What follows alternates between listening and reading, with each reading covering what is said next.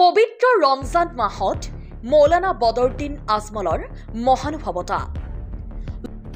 লংকা নখুটিৰ অস্থায়ী শিবিৰত থকা উচ্ছেদিত লোকসকলৰ বাবে মৌলানা বদৰুদ্দিন আজমলে যোগান ধৰিছে ইফতাৰৰ সুবিধা।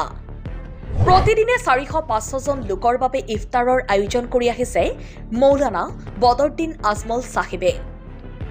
প্ৰথম ৰোজাৰ পৰা আৰম্ভ কৰি শেষ ৰোজালৈকে এই ব্যৱস্থা অব্যাহত থাকিব বুলি জানিব পৰা গৈছে। স্থানীয় ৰাইজে মৌলানা বদৰুদ্দিন আজমলৰ এই মহানুভৱতাৰ প্ৰশংসা কৰি ধন্যবাদ জ্ঞাপন কৰিছে।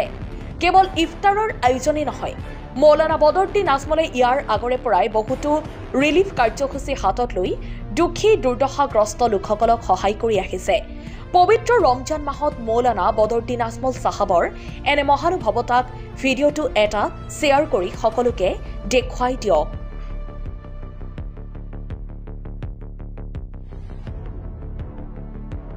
আসসালামু আলাইকুম রহমতুল্লাহ।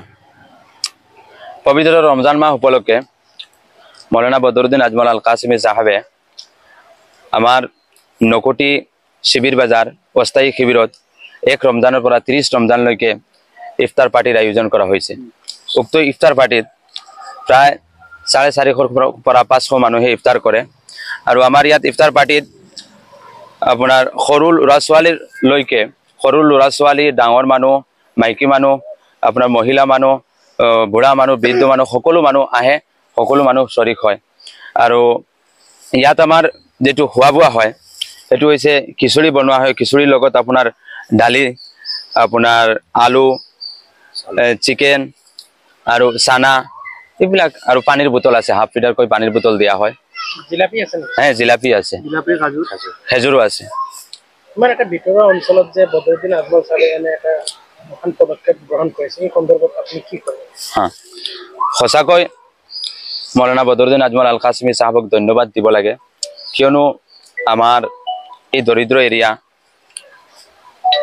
এই জায়গাত যে সিহঁতে সদায় আমাৰ বিপদৰ সময়ত যেতিয়াও আমি কোনোবা কষ্টত পড়ো, তুফান আহিলে সিহঁতে আমাক সহায় কৰে। কেতিয়াবা তুফান অহাৰ পিছত, বতাহ অহাৰ পিছত আমাৰ ঘৰখিনি ভাঙি যায়, সেই সময়তো সিহঁতে ৰিলিফ আমাক দিয়ে। আমি দিলৰ পৰা, হৃদয়ৰ পৰা সিহঁতক ধন্যবাদ জনাওঁ, আজমল ফাউণ্ডেশ্যন মৰকজুল মাৰিফক। আৰু যেনেকা আমাৰ ওচৰত বা আমাৰ দৰিদ্ৰ দুখীয়া মানুহক সহায় কৰি আছে, আমি আগামী দিনতো সিহঁতৰ ওপৰত আশা কৰোঁ যে আৰু আমাক সহায় কৰে বুলি।